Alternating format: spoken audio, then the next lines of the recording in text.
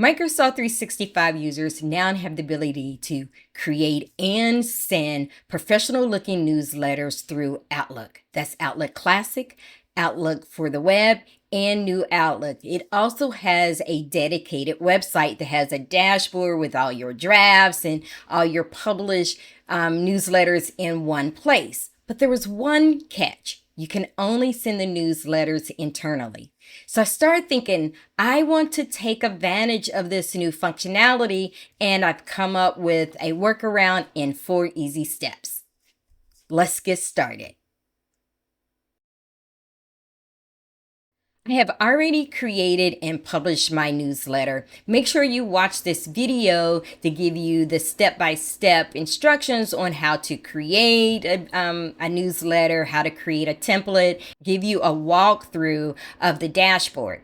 I'm only focusing on once it has been published. So I've already went to my sent folder and found the newsletter. So, because we get a copy in our sent folder.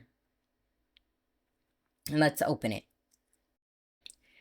The next thing you want to do is hit the forward button and go ahead from the subject line. You want to get rid of that FW for forwarded. Go ahead and delete that. I'm going to delete all this information here that's in the body. Now, the newsletter is in a table. So I can tell that this is in a table. See the square anchors?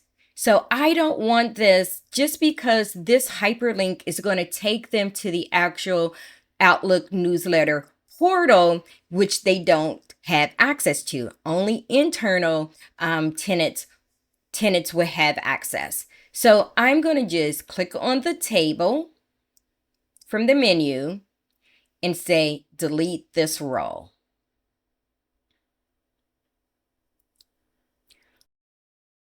Just so you know, you can create table of contents. They still work. So if I click on this, it takes me right to that section. So that's good. These are external links, so that's fine. Notice that I have these, plus comments and reactions. I'm going to go ahead again, just deleting that row.